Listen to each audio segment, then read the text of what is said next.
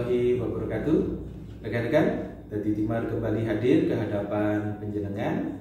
Alhamdulillah diberi kesempatan untuk berkarya kembali lewat konten. Saya selalu berharap rekan-rekan yang menyaksikan konten Dadi Timar senantiasa mendapatkan berkah dan dirahmati oleh Allah Subhanahu wa taala. Hari ini kembali saya undang adik saya, saudara saya, Bu Diah Didi Muharini, Kepala Bagian Pengadaan Barang Jasa Pemerintah Kabupaten Magetan. Nanti kita akan bicara-bicara lagi. Sebelum itu izinkan saya menyapa dulu ke Bu Diah. Assalamualaikum. Waalaikumsalam Mas Eko. Alhamdulillah. Diberi kesempatan kembali untuk ketemu. Ini rekan-rekan, di konten saya sebelumnya beliau juga berkenan hadir. Nah, hari ini saya ingin memperdalam lagi setelah konten kemarin saya upload. Ada yang menanyakan lagi, ini deh, terkait dengan perubahan. Jadi di tempat saya itu ada desa itu mengadakan kegiatan. Perencanaannya sudah, anggarannya misalkan 250 untuk talut misalkan seperti itu ya. Nah, perencanaan itu disusun berdasarkan perencanaan tahun sebelumnya, karena dia kebetulan bantuan keuangan khusus. Kalau bantuan keuangan khusus itu kepada desa itu kan harus ada RAP. RAP-nya sudah ada di proposal, sudah ada, disetujui oleh Pak Bupati, kemudian dieksekusi. Masuklah mekanisme pengadaan BKK-nya. Dalam pelaksanaan dijalankan dia ini. Dijalankan, tiba-tiba laporan kalau volumenya berkurang karena ada kenaikan harga dan lain sebagainya. Saya ingin fokus ke ini, mekanisme perencanaan dulu, antara perencanaan dengan pelaksanaan. Karena perencanaan itu sifatnya masih gambaran ke depan, pelaksanaan kan hari H pelaksanaan. Nah, acap kali antara perencanaan dengan pelaksanaan itu berbeda. Supaya teman-teman saya di desa ini tidak kena masalah, apa yang harus dilakukan oleh pemerintah desa? Oke, jadi terkait dengan tahapan, berarti kan yang kita bicara tentang perencanaan, tentang persiapan pengadaan, tentang pelaksanaan pengadaan, itu berarti kita bicara pada tahapan pengadaan barang jasa desa, gitu ya. Nah, ini mungkin sebagai dasarnya gitu ya, bahwa pengadaan barang jasa itu ada 5 tahap. Nah, pertama perencanaan, kemudian yang kedua persiapan pengadaan, kemudian pelaksanaan pemilihan atau persiapan pengadaan, ini pelaksanaan kegiatan, ini pembayaran dan serah terima. Ya, jadi ada 5. Dan di masing-masing tahap ini pihak-pihak yang melaksanakan itu sendiri-sendiri. Oh gitu. Ya, tahap perencanaan ini penanggung jawabnya adalah kepala desa.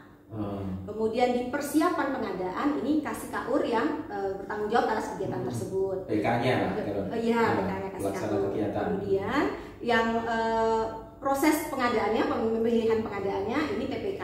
TPK-nya yang membantu PK tadi. Ya, betul. Terus di tahap pelaksanaan ini bisa penyedia, bisa sekolah, berarti masyarakat, kan gitu. Nah, kalau ini pembayaran udah di tahap namanya. Nah, di masing-masing tahap ini punya tanggung jawab masing-masing.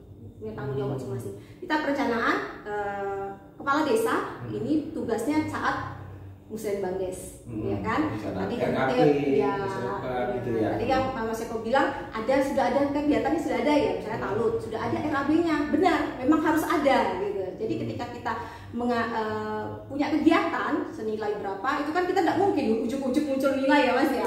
Misalnya 250 nggak mungkin dari mana? Berarti kita harus punya RAB. Gitu ya, rinciannya kegiatan itu untuk apa saja. Itu namanya RAB perencanaan. RAB perencanaan. Oke. Nah, kemudian itu yang seringkali ada di proposal, ada di perencanaan di desa ya. Seperti itu. Nah, kemudian setelah ini nanti tahap selanjutnya masuk ke tahap persiapan pengadaan. Persiapan pengadaan. Penanggung jawabnya pihaknya adalah kasih atau KUR atau yang masuk dulu tadi PK ya. PK yang ditunjuk oleh kepala desa. Ya. Itu. Dia punya kewajiban membuat kembali RAB. Jadi sebelum pelaksanaan tadi, dia membuat kembali RAB. Tadi kan RAB perencanaan. Iya. Kemudian masuk ke pelaksanaan RAB pelaksanaan. Persiapan. Nah, ini namanya dokumen persiapan pengadaan. Di dalamnya ada RAB RAB-nya, ada speknya sama yang dengan di perencanaan. Cuman yang beda itu tadi RAB-nya. RAB itu kalau pekerjaannya swakelola dengan swakelola. Tapi kalau dengan penyedia itu swakelola, jadi dilakukan oleh desa sendiri. Namanya HPS itu penyedia. Oh, jadi walaupun isinya sama ya Mas Eko, cuman beda istilah. Nah, jadi kalau dia swakelola itu namanya RAB.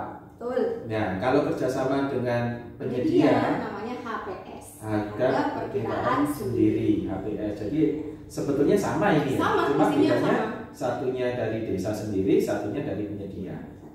Nah, sekarang lanjut nih. Tadi sampai di bentar.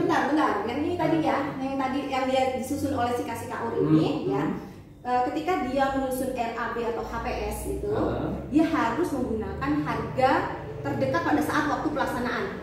Gampangnya gini, terdekat pada waktu pelaksanaan pengadaan. Contohnya gini ya, lebih gampang. Kalau perencanaan itu pasti satu tahun terakhir ya Mas, 1 tahun sebelumnya, ya kan? Mungkin di bulan September lah.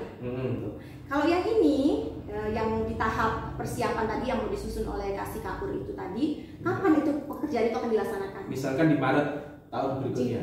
Kan? Nah, oke, di Maret ya. Misalkan September 2023 nyusun RAB awal 2024 di Maret ini dia mau pelaksanaan nih. Iya. Maka dia nyusun. Berarti paling tidak sebulan sebelumnya dia sudah nyusun. Berarti Februari dia sudah nyusun dulu. Walaupun secara di aturan itu tidak diberikan berapa hari dan waktunya tidak disebutkan, tetapi kalau di Perpres, karena kita kan juga mengadopsi dari Perpres ya, itu kalau HPS itu disusun 28 hari sebelum waktu pelaksanaan. Jadi kita mengadopsi aja lah ya, lebih 28 hari. Kita analogkan sama lah, 28 hari. Kira-kira berarti kan Februari ya kita buat. Nah itu dibuat. Ketika itu juga harus survei Mas, untuk nyusun itu survei harga. Nah, ada perubahan atau tidak, ada penambahan atau tidak. Boleh HPS di perencanaan dengan RAB di perencanaan dengan RAB di persiapan itu berbeda, boleh. Misalkan lebih mahal karena mungkin kenaikan harga. Betul. Mahal di persiapan tadi dengan catatan tidak melebihi pagu anggaran di BPA. Oh ya, jadi kan ketika plafonnya itu misalkan 250 ya tetap 250, cuma komponennya yang di bawahnya ini yang menyesuaikan gitu ya. Nah, ketika perencanaan tadi mau pelaksanaan sudah disusun, terus apa yang harus dilakukan? Setelah disusun dokumen tadi, tahap ketiga kan, tahap ketiga yaitu proses pemilihannya. Nah, dokumennya tadi diserahkan ke TPK. TPK ini dikerjakan. Nah, TPK ini tinggal dari PK menyerahkan ke TPK. Jadi prosesnya TPK yang ngerjain proses pemilihan itu, apa itu, mau itu swakelola, mau itu penyedia, TPK yang melaksanakan.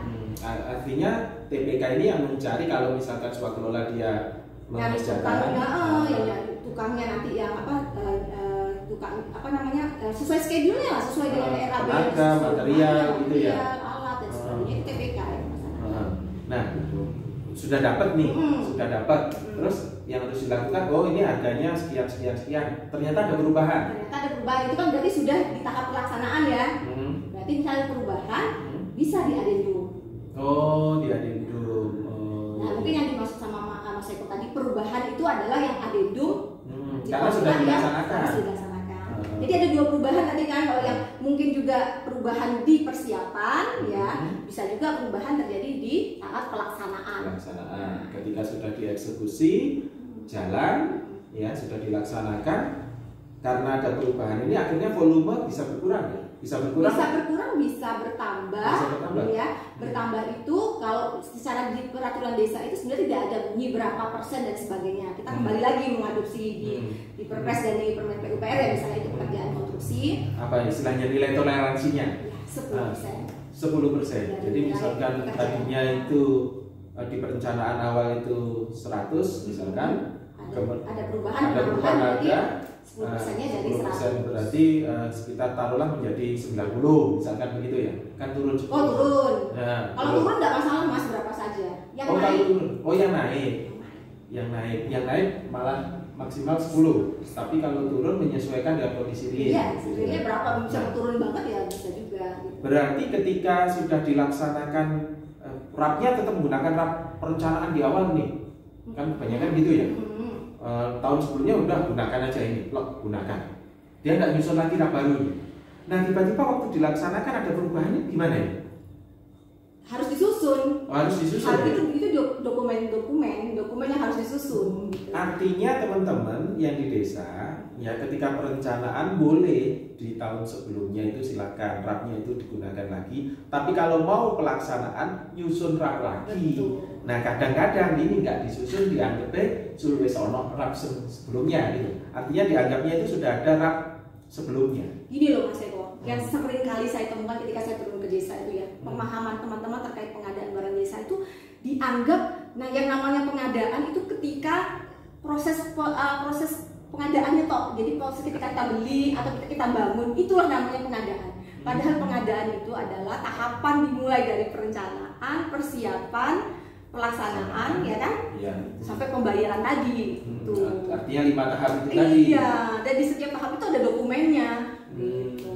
Itu teman-teman jadi harus diperhatikan. Bukan tahap pelaksanaannya doang. Iya, kan rata-rata kan mau dieksekusi ya pelaksanaan kan gitu kan.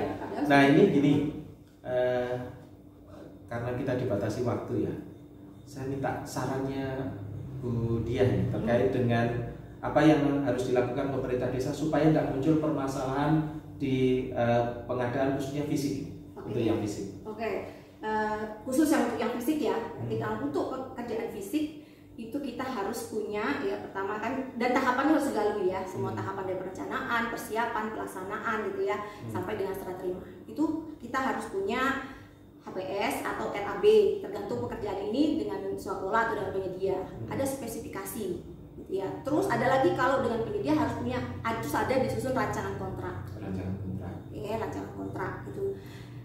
Selanjutnya dalam pelaksanaan pekerjaan konstruksi kan biasanya kepala desa kan belum tentu punya keahlian dalam bidang konstruksi ya, itu karena keahlian itu kan dari pendidikan dan kompetensinya. Nah itu desa sebaiknya punya tenaga ahli untuk khusus itu. Iya, tenaga ahli konstruksinya gitu ya. Baik itu dia nanti dia kan ya untuk perencanaan, untuk pengawasan kan seperti itu. Iya, betul. Dan itu masukkan di dalam RAB-nya gitu. Resmi gitu loh maksudnya. Pembiayaannya. Iya, betul honornya.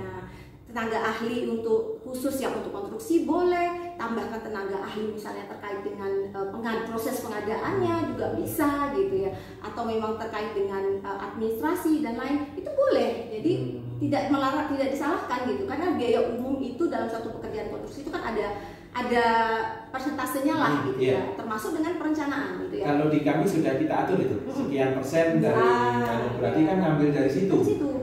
Kalau misalnya kayak di OPD ya, APBD itu kan APBN, APBD biasanya berapa 8% misalnya dari pekerjaan konstruksi. Kalau kami kita atur sesuai dengan besarannya. Di Kontup itu 6% untuk sekian, 5% untuk sekian. Itu jadi dasarnya itu. Jadi mungkin itu termasuk dalam biaya umum kan kalau biaya umum. Gitu. Jadi perencanaan terutama untuk pekerjaan konstruksi ya benar-benar harus matang terkait dengan APS, gambar dan sebagainya. Iya. Jadi itu ya teman-teman, harapan saya konten ini bisa menambah wawasan penjenengan sehingga insya Allah kedepannya dengan anggaran yang kita lihat ya, masyarakat tahunya kan anggaran ke desa ini semakin besar, ada dana desa, ada bantuan keuangan khusus yang rata-rata nanti larinya ke fisik atau ke kegiatan yang sifatnya pembangunan fisik. Ini nanti tidak muncul permasalahan di kemudian hari, intinya itu sebetulnya. Terima kasih atas kehadirannya. Nanti saya repoti lagi. Mudah-mudahan kalau ada pertanyaan-pertanyaan lagi nanti silakan penjenengan tulis di kolom komentar karena ada ahlinya, gitu ya. Ada ahlinya nanti kita akan tanyakan, dan juga untuk hal-hal yang lain kalau penjenengan memerlukan advice atau masukan terkait dengan bidang apapun silakan tulis di kolom komentar. Nanti insya Allah di kesempatan berikutnya akan saya coba rakit membuat kontennya. Matur nuwun Bu Dia rawuhnya, terima kasih atas ilmu yang diberikan, semoga bermanfaat. Saya akhiri. Assalamualaikum warahmatullahi wabarakatuh.